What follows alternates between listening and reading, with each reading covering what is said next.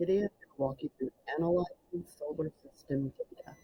And so what we're going to be doing, we're going to be using this data to answer the following questions.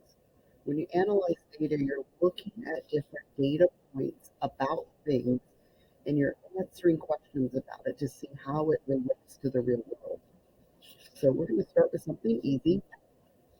What is the period of revolution of Mercury? What does the period of revolution tell us about Mercury compared to Earth? So we need to start out by looking at what data do we have on our table? Well, we have the celestial object. We can see we have the sun, the star. We have quite a few planets. And then we have the Earth's moon. So if it's a planet question, we need to make sure not to look at the Earth's moon data. We have mean distance from the sun. That tells us in millions of kilometers about how far we are from the sun. We had our period of revolution. Remember, revolution is moving around a fixed object. It's the same as orbit. We orbit the sun the same way all the other planets orbit the sun, and the moon orbits us. We have our period of rotation. Remember, rotation gives us our day and our nights. That's spinning on a fixed point or a fixed axis. We have our equatorial diameter. That is the diameter of each planet at its equator. We have the mass, and then we have distance. Density. Okay? So these are the things that we have to look at when we're analyzing our data. So when we're looking at the period of revolution, we want to go to period revolution, okay? And then we want to go down to Mercury. So first it asks, what is the period of revolution? And that's 88 days. So it takes 88 Earth days for it to complete one revolution around the sun. Okay, so then it says, what does this period of revolution tell us about Mercury compared to Earth?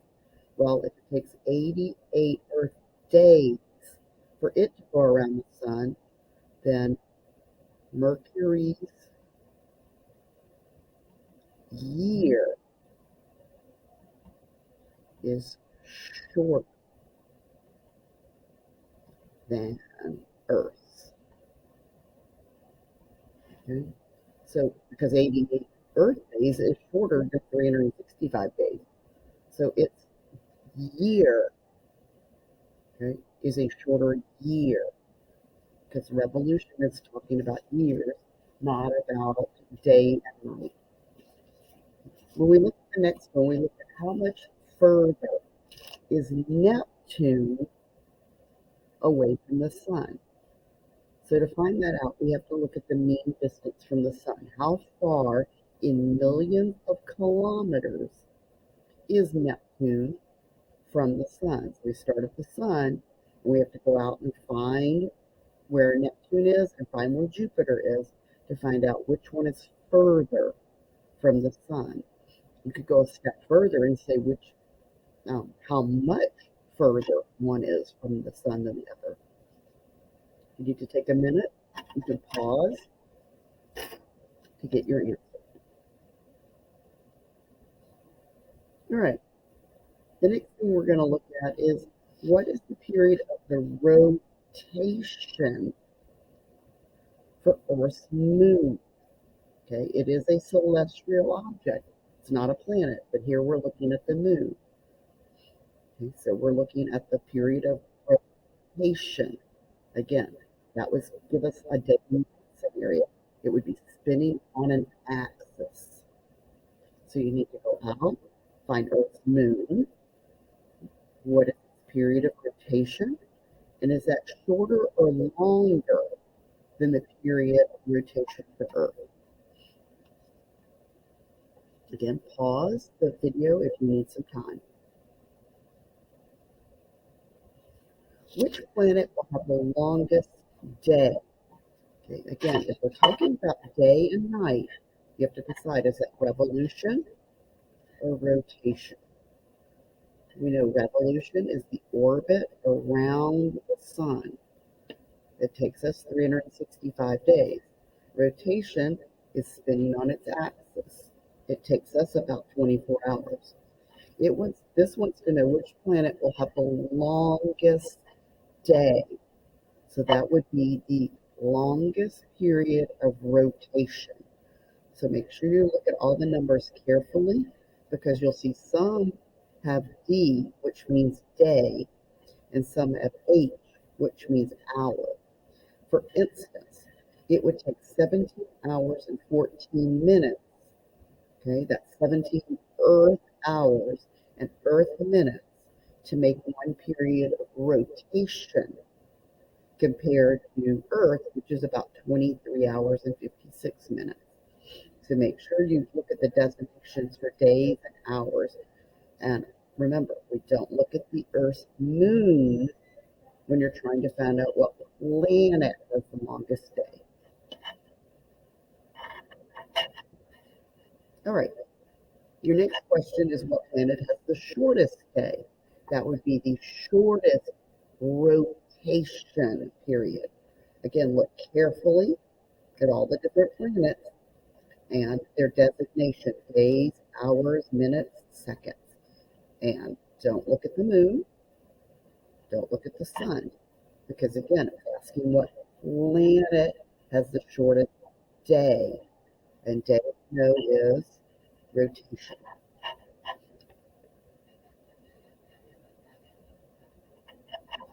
Quick little bonus. Based solely on rotation, which planet would you rather live on? Venus or Jupiter? Okay, so thinking about their day and night, thinking about their day and night as compared to ours, okay, which would you rather live on? Assuming they're both habitable. So they both have the same climate and variable atmosphere that Earth does. We know that's not true. But if that was true, would you rather live on a Venus day or live on a Jupiter day? And tell me why. You may want to pause the video for 2 minutes if you do that. All right. What is the density of Saturn? Well, we're going to have to go to the density column. Remember, density is grams per centimeter cubes. It's mass, how much matter is in an object, over volume, what area that object takes up. So they want you to find the density of Saturn. Okay? And what does that tell us about Saturn's mass and volume? So given its density, okay, given Saturn's density, think about what that tells you about its mass. Okay, so you're going to have to look at equatorial distance, because that's going to tell you about how much space it takes up, okay, versus mass. Okay, so mass divided by volume. What does that tell us? So think about it.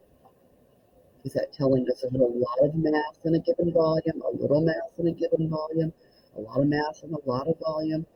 Think about how that ratio is set up.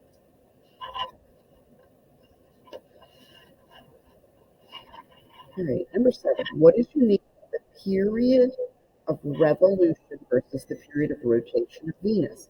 So we're specifically looking about Venus here, and we're comparing its day and night and its year. So what's special about it that the other planets don't have?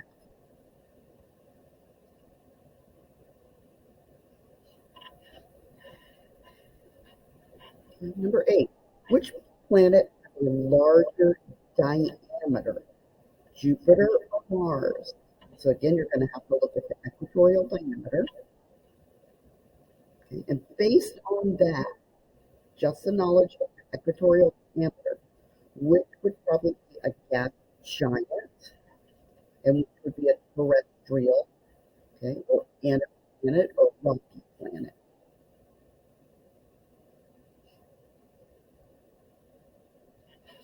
Number 9, which planet would float in water?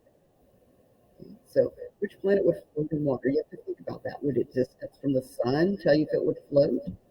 Would its revolution or rotation tell you if it would float? Would its diameter or mass tell you if it would float? Or do you need to look at its density? Okay. Which one of these would tell you if the planet would actually float in water? All right. Number 10. What two planets have the most similar length of day night? Okay, so calculate careful on this. Again, you've got to look at day versus hour. Okay, so which have the most similar? This is a tricky one. Most people get it wrong the first time. So make sure you're really looking and calculating which have the most similar. That would mean you've got to take one, subtract the other one to find the difference. If I was trying to find the difference between Mercury and Venus, I would take 243 minus 59, and that would give me the difference. So I need to do that with these to figure out which has the smallest difference. That would give me the most similar length in day. You might want to take a minute and pause the video for this one.